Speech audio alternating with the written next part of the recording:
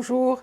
Je vous rappelle que cet entretien a lieu dans le cadre du partenariat avec la revue en ligne de critique littéraire qui s'appelle En attendant Nado. Aujourd'hui, donc, je vais interroger Grégoire Bouillet, qui est un écrivain dont le livre Le dossier M vient de sortir, le deuxième tome. Le premier tome est sorti en septembre dernier. En attendant Nado avait déjà publié un long papier consacré à ce livre. Et le livre 2 est sorti le 24 janvier. Il faut que je rappelle d'abord à tous les spectateurs que ce sont 2 tomes dont chacun font un peu plus de 800 pages, ce qui fait 1500 pages en tout. Donc c'est un livre immense, fleuve, un livre presque géant, mais je dirais que c'est un livre qui a un petit peu de génie. Mais je ne sais pas très bien comment le qualifier, alors ça sera ma première question. Est-ce que c'est une immense entreprise autobiographique, ou comme on dit aujourd'hui, c'est un mot archi à la mode d'autofiction? Est-ce que c'est évidemment un livre d'analyse de soi et de l'époque? Est-ce que c'est un livre de deuil, de consolation? Mais je précise d'abord que c'est un livre très très drôle, malgré tous les mots très graves que j'ai utilisés ici. Comment vous le qualifieriez? C'est un peu tout ça, mais la première chose que j'ai envie de dire, c'est que, comme son nom l'indique, c'est un dossier.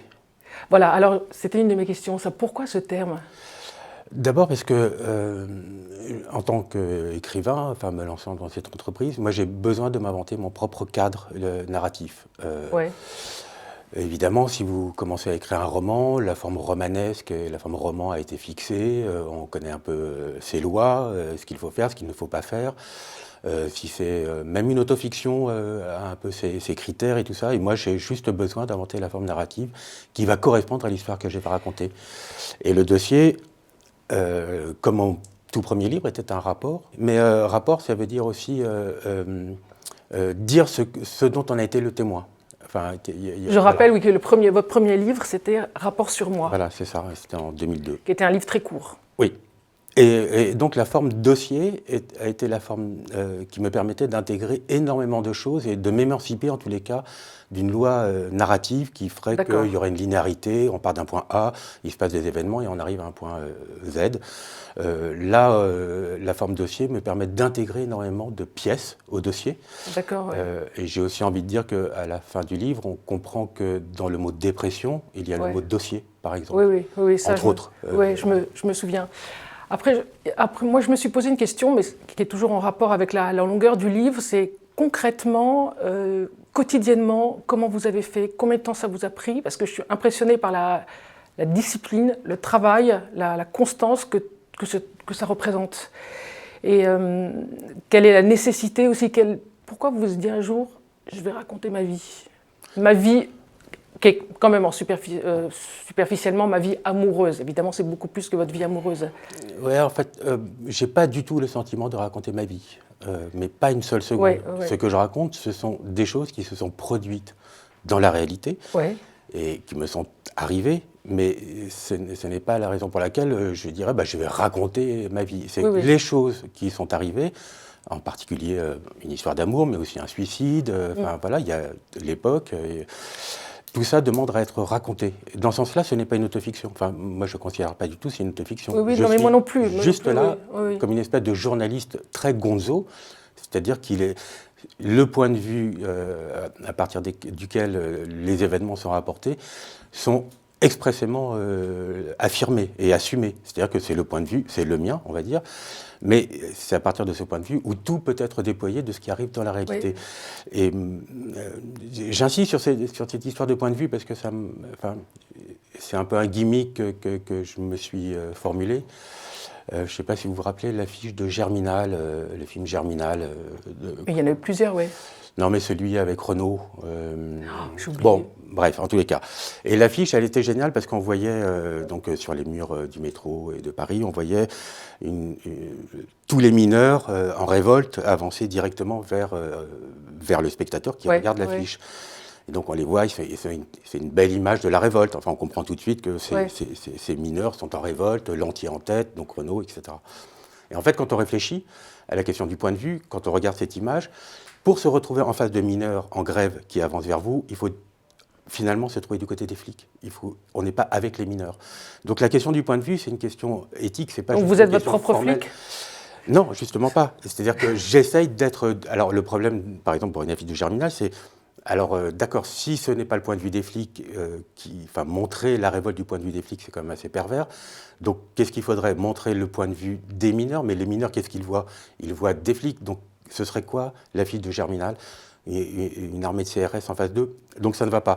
Donc moi, la question du point de vue, je la règle en disant, en prenant tout sur moi. Et à partir de ce point de vue, je peux parler absolument de tout. Mais sur l'histoire nombriliste, autofiction... Non, mais moi je ne pense pas du tout que ce soit du nombrilisme. J'ai plutôt été frappée par une phrase là, que j'ai relevée, page 256, où vous écrivez « Tant que j'écris, je me sens protégée, je suis protégée ».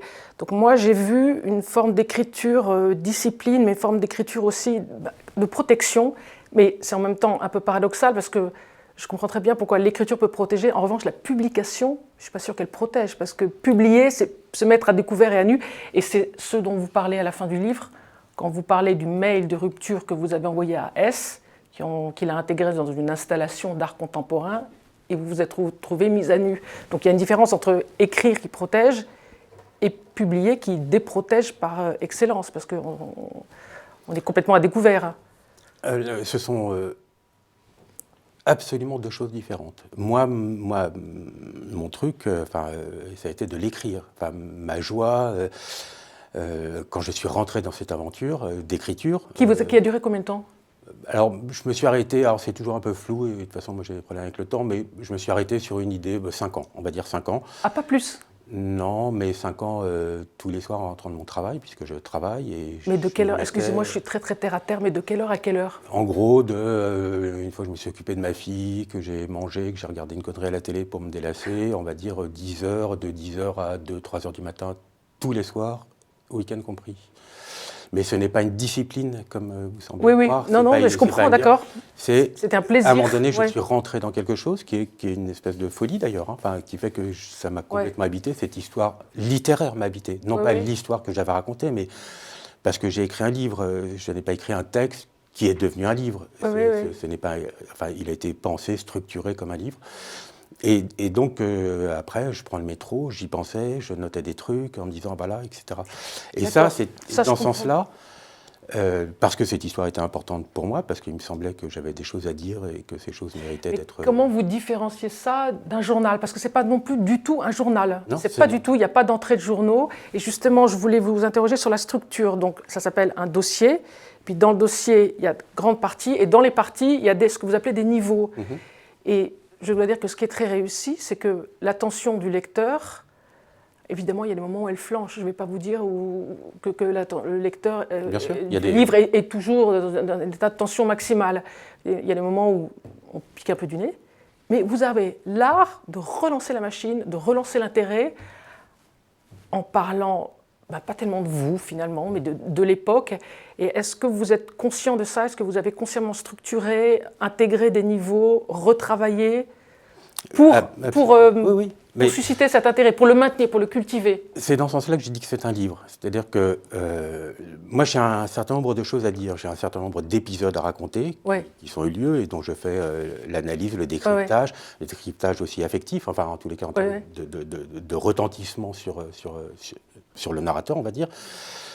Mais évidemment, par exemple, si je me mets à parler de Dallas et comment Dallas a changé la culture populaire en inventant un personnage absolument maléfique, cynique et qui a été absolument synchrone du cynisme de l'époque des années 80 à partir des années 80. Oui, ça vous le disiez très très bien, je me souviens, dans le premier tome. Donc il faut un petit peu de temps pour installer ça. Enfin, évidemment, je pourrais le faire en une phrase, mais moi, je n'ai pas envie de le faire en une phrase, j'ai envie de convaincre, regardez, il s'est vraiment passé ça. Et alors, le boulot, et c'est stratégique, c'est que moi, ce que je veux, c'est que le lecteur, il lise et puis qu'il continue de lire. Donc, évidemment, je ménage énormément d'artifices qui permettent, à un moment donné, de relancer la machine, de relancer l'intérêt. D'accord, mais sans jamais renier ce que moi, j'ai envie de dire et qui, à la fin, on me dirait, ou je me dirais, en fait, c'est beaucoup trop long. Pour l'efficacité du livre, il faudrait mieux supprimer, les 10 pages, là, on peut s'en passer. Mais moi, je ne veux pas m'en passer des 10 pages. Elles font partie du projet. Oui, oui. Et donc l'idée, c'est, si ces 10 pages-là font partie du projet, comment est-ce que je fais pour amener le lecteur à lire ces 10 pages-là, qu'il ne se fasse pas trop chier, donc là, il y a un travail d'écriture, et qu'ensuite, même si on s'est éloigné du fil narratif, revenir au fil narratif avec une séquence. Et bien ça, c'est à ça que je pense. Donc c'est très travaillé. C'est extrêmement travaillé. Oui, d'accord, la structure est très travaillée. Le début du livre démarre avec Picasso, il se termine avec Picasso, non, mais ça, 2000 pages plus tard, on est avec Picasso. Enfin, tout ça est très... Le livre, il y a un livre 1 et un livre 2. Alors, ce que je voulais aussi vous demander, c'est que j'ai remarqué un thème dans le livre 2 de ce dossier M que je montre là, publié chez Flammarion, qui ne m'avait pas frappé dans le livre 1, c'est le thème de la folie, notamment parce que, évidemment, ce n'est pas la folie comme ça avec un F majuscule, c'est plus subtil que ça, parce que dans ce livre 2, vous parlez à plusieurs reprises de personnages que vous voyez dans la rue, enfin de personnes que vous voyez dans la rue, qui sont ce qu'on appellerait vulgairement des, je sais pas, plus ou moins un peu des clochards, mais vous dites toujours des gens qui parlent tout seuls. Et ça vous impressionne beaucoup. Et je me suis dit, en fait, il est très impressionné par la logorée, et en même temps, pour moi, c'est un compliment. Votre livre a quelque chose, il parle beaucoup, puisqu'il fait 1600 pages. Donc je ne vais pas dire que c'est de la logorée, parce que ça serait négatif, et que moi, je ne pense que du bien de ce livre. J'ai eu l'impression qu'il y avait un déplacement du livre 1 où il y avait un sens du tragique très fort, derrière le suicide, derrière le rire, vers le thème de la folie. Et à un moment, vous définissez, ce que je trouve une définition superbe et très éclairante, la folie comme une manifestation exacerbée de lucidité. Est-ce que vous pouvez me dire plus sur la folie comme extra-lucidité ?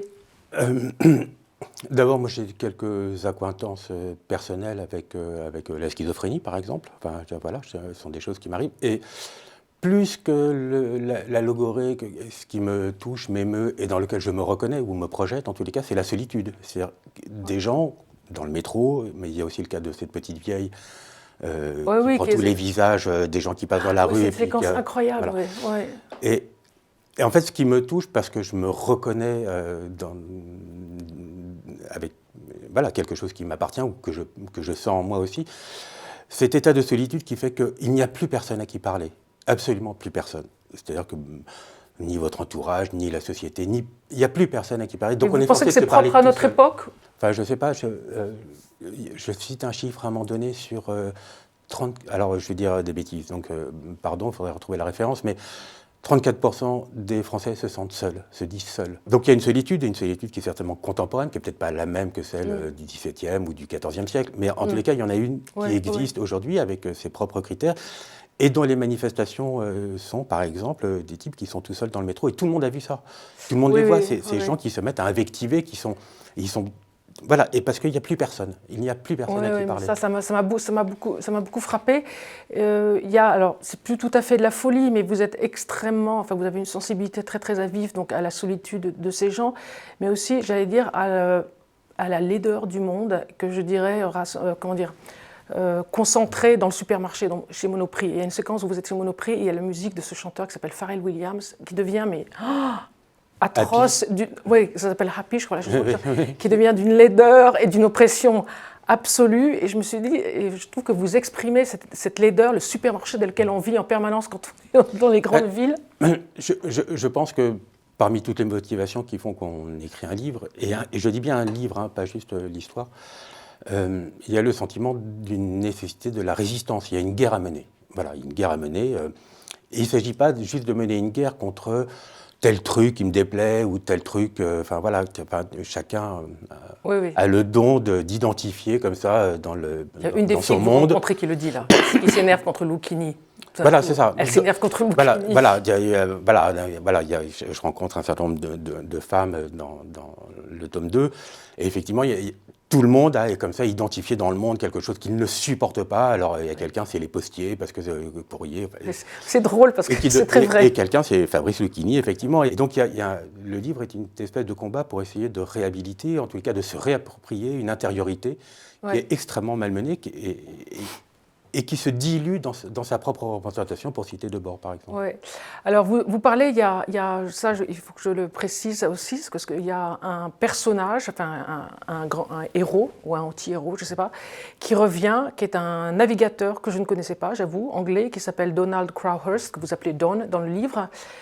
Et donc, c'est un navigateur qui, en 68, a tout abandonné. Il a abandonné sa vie familiale. Il était marié, il avait 3 ou 4 enfants, il était chef d'entreprise. Il a tout abandonné pour répondre à une annonce du Sunday Times et partir faire une course en solitaire autour du monde.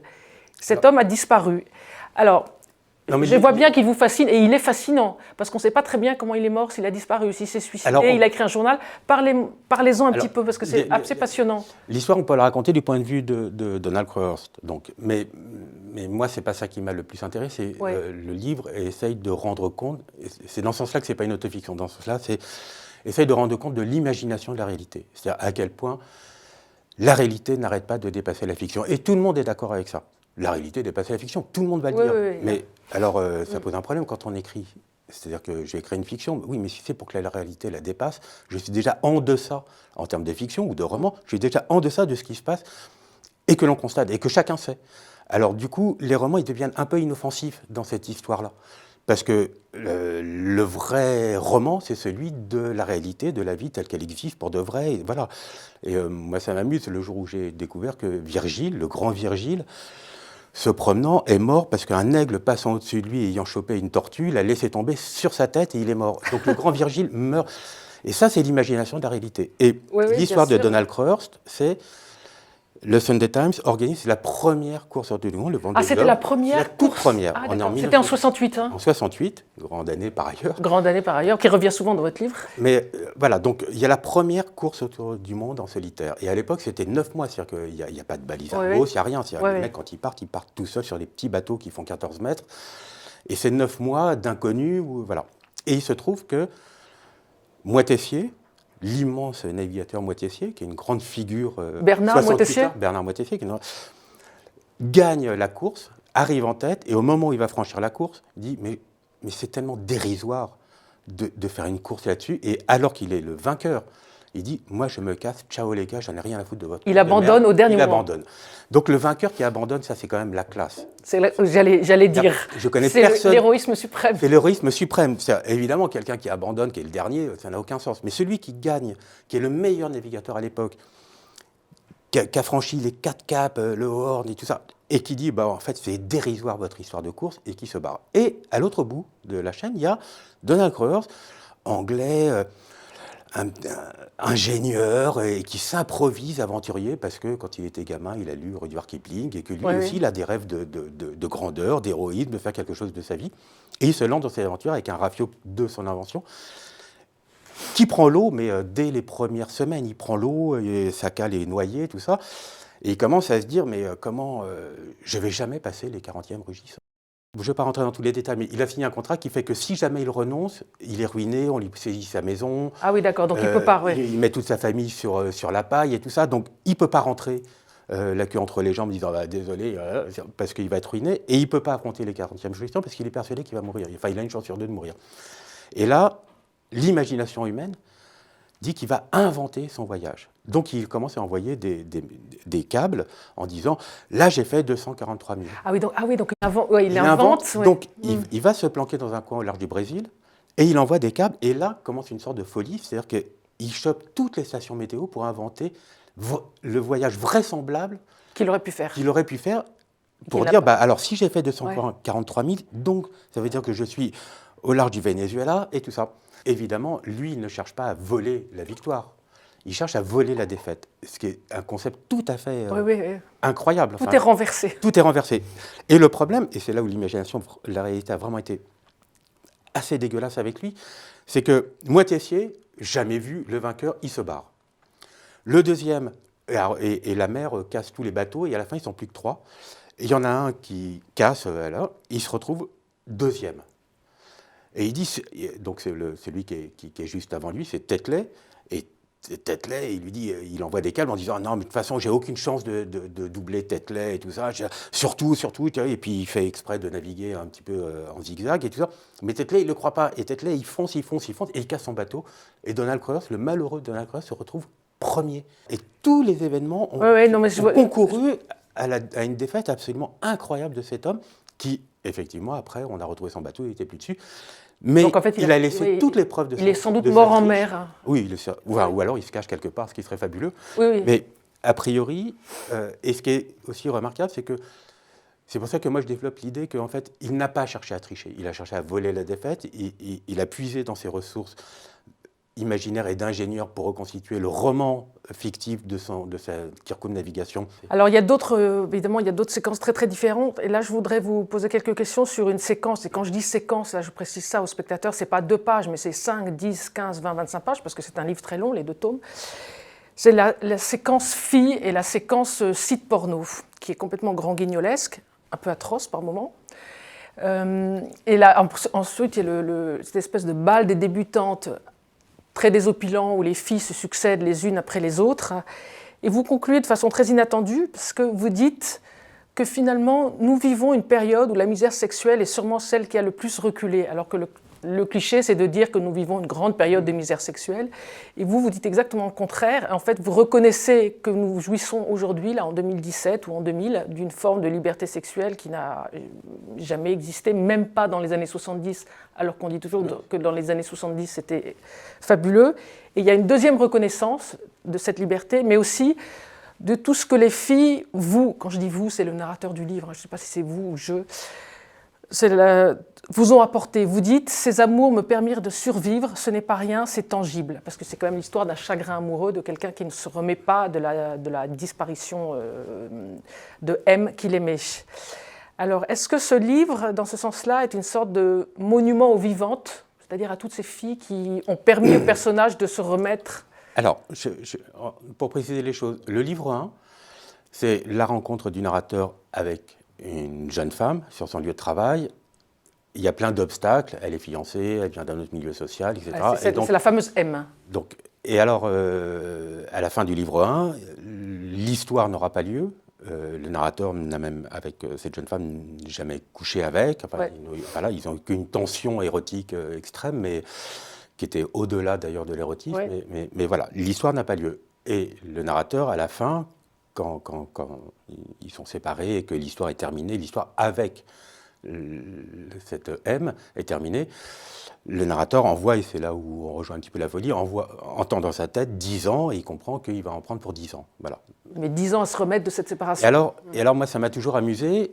Donc, il y a beaucoup de parallèles avec ce qu'on trouve dans les livres et comment ça se passe dans la réalité. Et par exemple, dans l'éducation sentimentale, qui est un petit peu, enfin c'est une espèce d'éducation sentimentale aussi, puisque à la fin, Frédéric retrouve Madame Arnoux et puis c'est terminé, et voilà.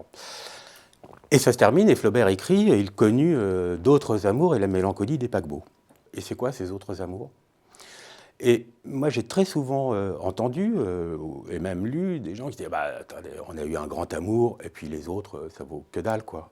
Ce que je trouve pas sympa du tout pour les autres amours. Et vous réhabilitez complètement des petites amours. Absolument, mais heureusement qu'elles ont été là. Parce qu'une fois qu'on a vécu un grand amour, enfin, ou alors on meurt, mais si on continue de vivre, on va continuer de vivre. Et puis c'est rare, amours, moi je l'ai jamais, c'est rare, enfin, je l'ai jamais lu dans cette façon de réhabiliter, comme ça, toutes ces petites, moi, j'ai une liaisons. J'ai une gratitude pour toutes ces femmes que j'ai croisées, même s'il n'était pas question d'avoir la même sorte d'amour que le narrateur a pu avoir avec M.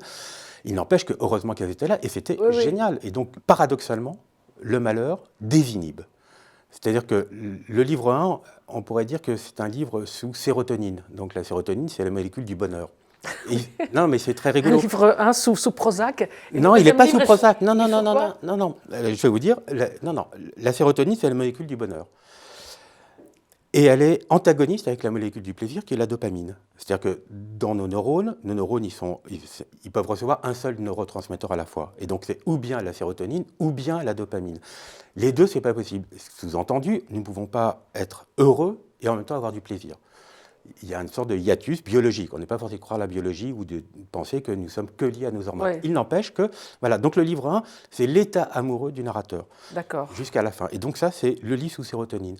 Le livre 2, c'est le narrateur, s'il ne peut plus être heureux, il va au moins rechercher le plaisir. Et ça, c'est le livre sous dopamine. D'accord, et donc, il y a plein de rapports d'addiction, et d'addiction, non, même pas au sexe. Enfin, je pense que je raconte des choses, d'une certaine façon, extrêmement banales pour tous les célibataires, pour tout le monde. Et pour les femmes, vous les racontez très bien, de façon très grand guignolesque, et en même temps... Oui, parce que c'est drôle, parce que c'est que des aventures. Enfin, on vit, et le malheur désinhibe. Enfin, c'est-à-dire, on s'autorise énormément de choses, évidemment, on n'est pas débile, enfin on ne fait pas n'importe quoi.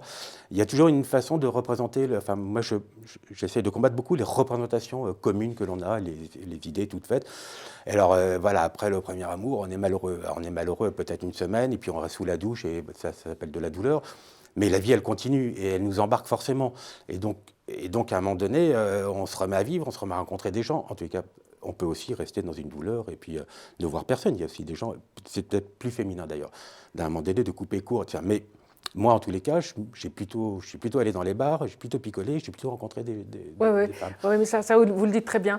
Alors, je change encore de sujet complet, mais comme ça, les personnes qui verront cet entretien se rendront compte à quel point prendront la mesure de la richesse du livre. C'est qu'il y a une séquence aussi de plusieurs pages que je trouve très, très, très frappante et très belle sur le peintre, le Gréco.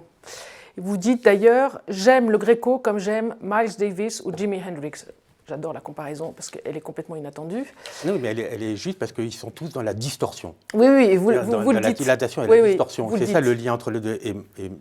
Et moi, je pense que j'ai quelque chose qui est lié à ce phénomène de distorsion. Et je pense que ce livre de 600 pages est aussi de l'ordre de la distorsion, à la Hendrix ou à la Gréco, comme vous voulez, ou à la Miles Davis qui dilate le temps. Hendrix dilate l'électricité plutôt, et le rythme, et le Gréco, il dilate les formes. Enfin, voilà. Oui. Alors vous parlez particulièrement d'un tableau du Gréco qui s'appelle La vue de Tolède sous l'orage, que j'ai cliqué sur Internet pour l'avoir sous les yeux quand je lisais, parce que je voulais le voir. Je l'ai même agrandi. Effectivement, c'est un tableau assez ahurissant.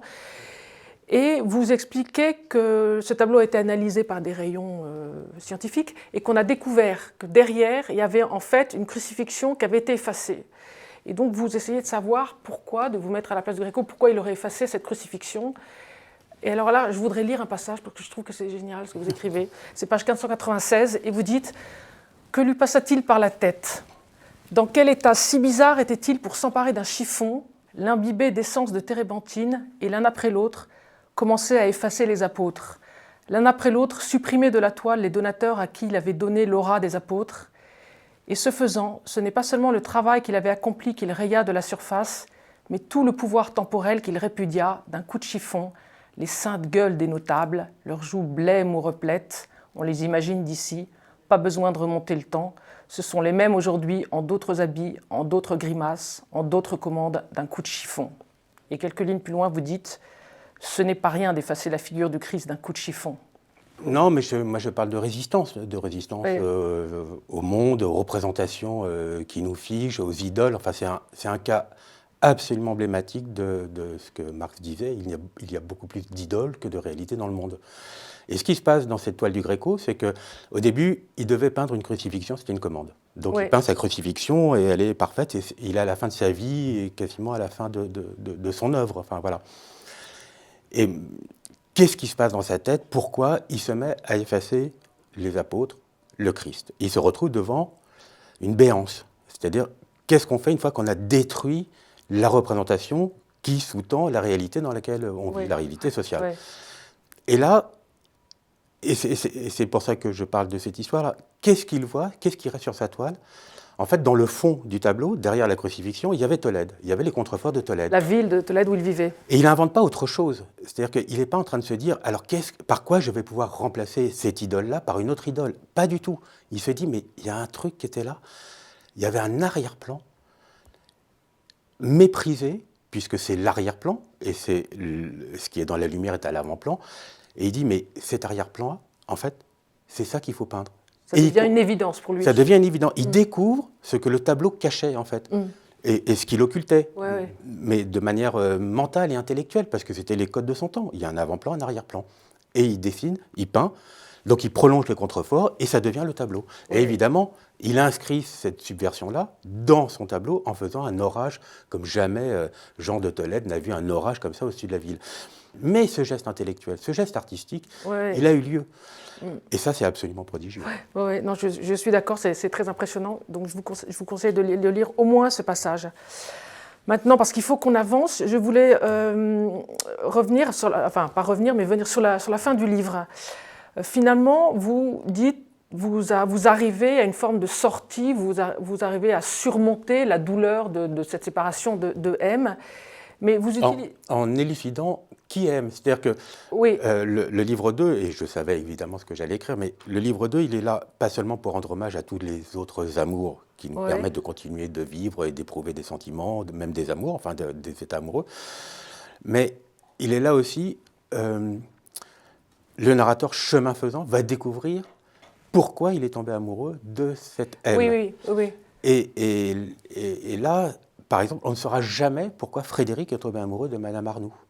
Parce que Flaubert n'a pas écrit ce qui s'est passé après pour Frédéric. Et moi, j'ai écrit ce livre pour dire, d'accord, les autres amours, mais il y a aussi, à un moment donné, un travail qui se fait, un travail psychique qui fait qu'on comprend pourquoi on est tombé amoureux de telle ou telle personne. Et en fait, ça vient, enfin, je ne vais pas donner la solution, mais d'un seul coup, on comprend tout pourquoi ce personnage a été saisi par cette jeune femme, parce qu'il ne s'agissait pas d'elle. Vous parlez de reprise, et notamment, vous parlez de reprise au sens musical. Est-ce que ça correspond au jour où vous comprenez qu'en fait, cet amour fou pour M reproduit plus ou moins le premier amour pour cette fille qui s'appelait Béatrice? C'est ça que je découvre. Donc voilà, dont le narrateur était amoureux beaucoup plus jeune, adolescent au lycée. Et c'est ça la reprise. Mais ce qui est très intéressant, c'est que ce n'est pas juste le personnage. Par exemple, Nabokov dit que Lolita, il y a eu une prémisse à Lolita qui était, je ne me souviens plus de son prénom là à l'instant, une gamine quand il avait lui-même 13 ans et dont il est tombé amoureux et elle est morte du typhus. Bon, donc, alors moi ce que je trouve intéressant, c'est de se poser des questions. En fait, moi j'adore me poser des questions et trouver des réponses si possible, pas juste se poser des questions pour, c'est bien de se poser des questions et puis à vous les réponses.